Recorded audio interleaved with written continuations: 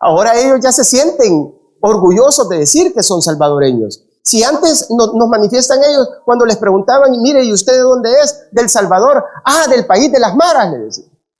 Porque así nos reconocían a nosotros. Y eso duele como salvadoreño por todo el significado que tiene. Pero ahora cuando les preguntan, mire, ¿y usted dónde es? Mire, fíjese que yo soy de Salvador. Ah, de donde Bukele, le dicen. Desde el reparto La Campanera, Soyapango, el presidente Ernesto Castro dio un balance sobre los 2 años de gestión de la nueva asamblea. El reparto La Campanera ha sido de esos territorios que estaban abandonados completamente a su suerte, donde fueron dominados hasta hace unos pocos meses completamente por los pandilleros, donde ellos imponían las leyes que sucedían acá en estos territorios. Ellos decían quién entraba, quién salía, cobraban impuestos, son los que restringían la movilidad, los que decían cómo se iban a comunicar, incluso las personas que vivían acá. Y yo siempre he dicho algo, Rafael, que a este país, si hay algo que le faltaba, era sentido común y voluntad política. Aplicar el sentido común para entender cuáles eran los problemas de nuestro país. Nosotros, al igual que todos los países en el mundo, pues tenemos problemas. Hemos tenido problemas, tenemos y seguramente vamos a seguir teniendo problemas, como todos los países del mundo. Pero en nuestro país, el problema principal era el tema de la inseguridad, por mucho. Problemas económicos, problemas de educación, problemas de salud, obviamente. Porque a nosotros en el 2019 nos heredaron un país completamente destrozado. Se habían acabado todos, se robaron todos y no se robaron más porque ya no podían. Y todas esas cosas que se robaron, cuando uno se pone a pensar, ¿qué se pudo haber hecho con todos esos millones que los funcionarios de los gobiernos anteriores se robaron? ¿Cuántas escuelas, cuántos hospitales, cuántas ayudas y cuántos apoyos para el tema de seguridad? Para no haber dejado abandonado repartos como La Campanera, donde ahora estamos. Entonces el presidente, aplicando el sentido común y la voluntad política, presenta en sus primeros 45 días, y si tú recordarás, el Plan Control Territorial, que era un plan en varias fases, que era precisamente para recobrar los territorios, esos territorios que los gobiernos anteriores habían entregado prácticamente a las pandillas. Porque nosotros venimos de gobiernos débiles, no solamente gobiernos corruptos, sino que gobiernos débiles, que dejaron que se instauraran gobiernos paralelos en esos territorios. Entonces, al aplicar lo que yo te decía anteriormente, el sentido común y la voluntad política, se crea el Plan Control Territorial, que era para recobrar los territorios. Si tú también recordarás, y seguramente los amigos que nos acompañan y nos sintonizan lo recuerdan, lo primero que hizo esa clase política, esa vieja clase política, lo primero que hizo fue bloquear los fondos para el Plan Control Territorial. En ese periodo era tan ridícula la oposición que nosotros teníamos, la Asamblea Legislativa anterior, que querían destituir al director de la Policía Nacional Civil e incluso al ministro de la Defensa. Y una de las razones por la cual los querían destituir era porque ellos en la pandemia pusieron a nuestros policías y a nuestros elementos de la Fuerza Armada a repartir cajas de comida a la gente que lo necesitaba. Esa era una de las razones principales. Los llevaron a la asamblea, los interpelaron y los querían destituir. Esa era la visión que tenían de este país. Obviamente, a medida el Plan Control Territorial fue avanzando, los pandilleros entendieron que tenían que accionar, así como lo habían hecho con gobiernos anteriores. Cuando ellos presionaban e hincaban a esos gobiernos débiles, en donde teníamos presidentes que se dedicaban a cualquier cosa, menos a cuidar a los ciudadanos, a los que habían confiado en ellos. Y ellos intentaron hacer lo que tristemente nosotros recordamos en aquel fin de semana de marzo, en donde comenzaron a matar a lo loco, comenzaron a asesinar a lo loco. Ellos pensaban de que estaban tratando con los mismos presidentes que habían tratado antes, con los mismos gobiernos que habían tratado antes. Gracias a Dios también y al pueblo salvadoreño, atendiendo la confianza y los buenos resultados que habían tenido del presidente y ver también esa clase política que aún nos tenía secuestrados, había tomado la decisión, no solo tomó la decisión de vencer el bipartidismo en el 2019, sino que también de poner una nueva asamblea legislativa, con una mayoría histórica, donde jamás se ha visto en este país lo que sucedió ahí. Y gracias a la decisión del pueblo salvadoreño, el presidente de la República pudo dar una respuesta y por iniciativa del presidente pide un régimen de excepción. Un régimen de excepción que está basado en el artículo 29 de la Constitución de la República, de esa Constitución de la República que está desde 1983. Es interesante entender esto, porque las herramientas legales para atacar lo que se ha atacado siempre se ha tenido. La pregunta es, ¿por qué los gobiernos anteriores no la quisieron ocupar? ¿Por qué no quisieron tomar mano de eso? ¿Cuál era el interés? Era evidente lo que estaba pasando. Nosotros en este país hemos perdido generaciones enteras de jóvenes, completamente enteras. No las vamos a volver a recuperar. Este país va saliendo de una dictadura que habían impuesto los pandilleros a las comunidades. Eso es lo que estaban viviendo. Porque esa era la realidad que se estaba viendo. Todo depende del punto de vista que cada quien quiera tener.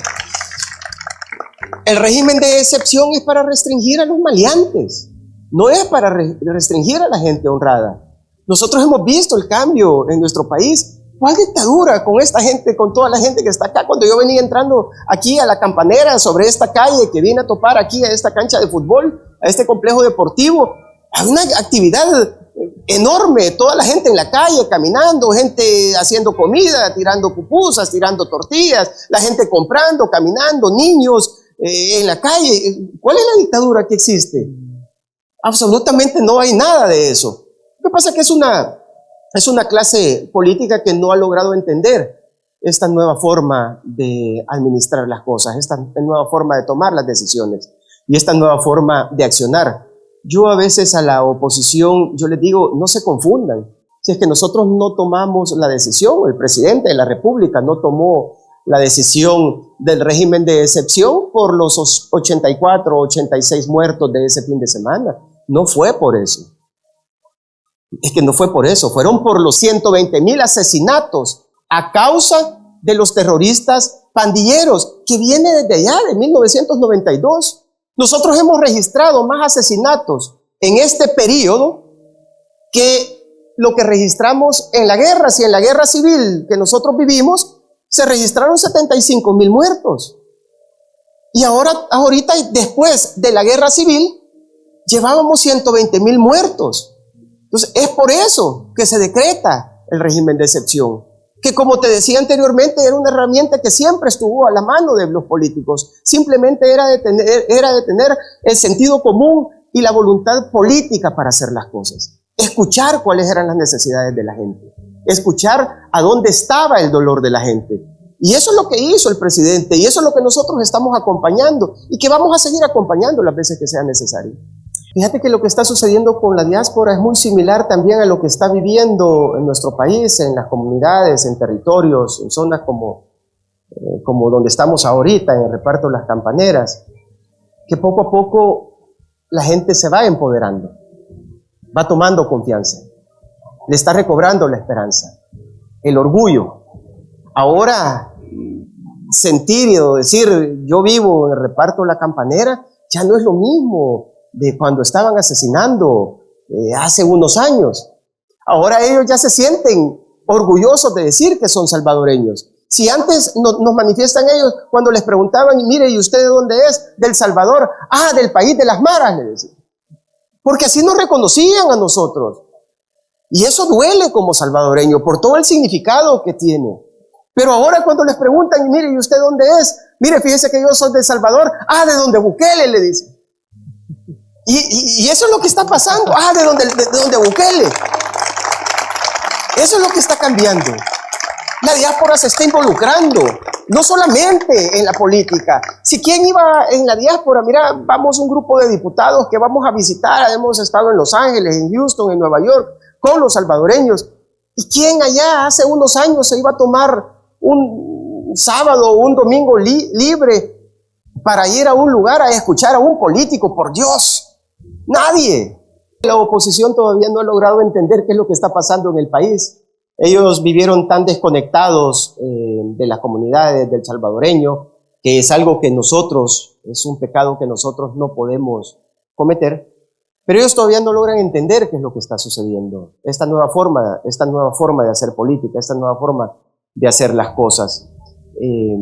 Ellos hicieron todo lo que quisieron, ellos no tienen solvencia, ningún tipo de solvencia, para ahora estar reclamando las cosas que se están haciendo, y al final, pues como también dicen por ahí, por los frutos los conoceréis, y las cosas se miden por los frutos, por los resultados que se están dando. Y la oposición también, ellos siempre le tuvieron miedo a la diáspora, le tienen pavor a la diáspora, y a partir de que nosotros logramos el voto, ese derecho de que la diáspora pueda votar, ellos sí saben que la diáspora tiene el poder de cambiar el rumbo prácticamente. Estamos hablando del 30% de la población, 3 millones de personas aproximadamente, que si ellos lo disponen van a cambiar el rumbo de este país, o mantienen el rumbo que actualmente estamos llevando, pero eso ya va a ser una decisión también de ellos, y eso es lo que ellos siempre le tuvieron miedo y le tienen miedo. Ahora ya no hay teléfonos con llamadas y con datos ilimitados como se tenían antes, ya no hay vales de gasolina para los diputados como se tenían antes, había gasolina ilimitada incluso para los directivos de la Asamblea Legislativa, 2 carros asignados para cada uno de ellos, seguros médicos hospitalarios, seguros en los que incluso algunos lo dedicaron para hacerse cirugías estéticas, algunas diputadas, y eso es cierto, o sea, eso se hizo. Tenían los diputados 2 bonos al año, un bono a mediados de año y otro bono a final de año, eso nosotros nos lo quitamos, los diputados no tenemos ahora más bonos. Obviamente los empleados, ellos sí tienen derecho a eso, pero nosotros como diputados no. Así es que esos privilegios que se estaban dando en el pasado, había contratación para comida, banquetes que era para las reuniones que hacían, sobre todo la comisión política cuando se reunía, ellos tenían un contrato con una empresa en el exterior que les llevaba comidita a los señores, una comisión política que siempre sirvió para transar entre ellos, es donde se ponían de acuerdo, es donde decían qué parte del pastel te queda vos y qué parte del pastel tengo yo. A mí me daba risa que esta semana un diputado de Arena, precisamente el lunes en una entrevista matutina, estaba reclamando, que decía que la comisión política no se había reunido, y yo le decía, es que yo no tengo tiempo para estarme reuniendo con él. Nosotros como comisión política no tenemos nada que estar discutiendo con él. Cuando nosotros tengamos un tema importante de país que discutir, entonces ahí lo vamos a convocar como lo hemos hecho, y ahí va a poder opinar lo que quiera, pero para mientras no. Antes obviamente se tenían que reunir porque era como, si no te reunías no te daban dieta. Entonces vos no ibas por la importancia o por el tema de la reunión, sino que eras por la dieta que te daban. A eso es lo que iban, eran por los trances que estaban teniendo aquí en nuestro país. Pues nosotros no tenemos tiempo, y ese es el mandato que el pueblo salvadoreño nos ha dado a nosotros, el no estar perdiendo el tiempo platicando y tomando café con ellos. Tenemos cosas importantes en este país, hay muchas necesidades todavía y hay poco tiempo, y es momento de tomar decisiones y de ir caminando para adelante, ¿ya? Porque esa es la única forma que podemos ir sacando poco a poco nuestro país. Ante salvadoreños que saben entender qué es lo que está sucediendo y que al final van a medir por los resultados qué es lo que está sucediendo. Un pueblo salvadoreño que confía plenamente en su gran mayoría en el presidente Nayib Bukele, en su presidente, que confían por los resultados, por las acciones, por los hechos que se han tenido. Y obviamente el presidente también necesita la gobernabilidad, o sea, para acompañar las decisiones que él está tomando. Y esa gobernabilidad es la que está dando los resultados en el que vos y yo y los que nos están acompañando ahorita podamos estar acá. Sin esa gobernabilidad no fuera posible eso. Nuevas Ideas está más fuerte que nunca, está más unido que nunca. Y eso es algo que lo dice la gente. Si los únicos que no dicen eso son un par de locos que andan hablando ahí, de los que hablan de encuestas y de resultados que no le han pegado a ninguna. Yo cada vez que ellos sacan algunos resultados y esas tablitas que a ellos les gusta hacer y dicen, no, Nuevas Ideas van ahí. Entonces yo me siento contento porque digo, bueno, vamos por buen camino, pues, y yo me voy a afligir cuando ellos digan lo contrario. Y aparte de eso, pues también se han activado mucha gente, y eso debe de estar pendiente también el pueblo salvadoreño. Hay una clase política que para mí ya es un bagazo. Ya el pueblo salvadoreño en su momento les dijo que ya no los quiere, que otra vez se están volviendo a activar, porque ellos no tienen absolutamente nada más que vivir de la política. Ni siquiera han vivido de la política, sino que le han robado por medio de la política. Y otra vez ahí los van a ver activos, ¿verdad? Y eso es lo que está, pero bueno, nosotros vivimos en un país democrático, en donde cada quien tiene derecho de poner sus aspiraciones, y será el pueblo salvadoreño el que decida, ¿verdad? El que vea el perfil de una persona y diga, no, si es que prácticamente como que es casi imposible que presente solvencia de la policía y antecedentes penales, pues, ¿verdad? Y van a estar ahí seguramente tratando de volver otra vez al poder, porque ellos están queriendo dividir, están queriendo confundir. Eso es lo que se viene en esta etapa de pre-año electoral que ya estamos viviendo. Pero no, nosotros estamos listos y estamos preparados. Síguenos en Mágico TV y activa la campanita de notificaciones.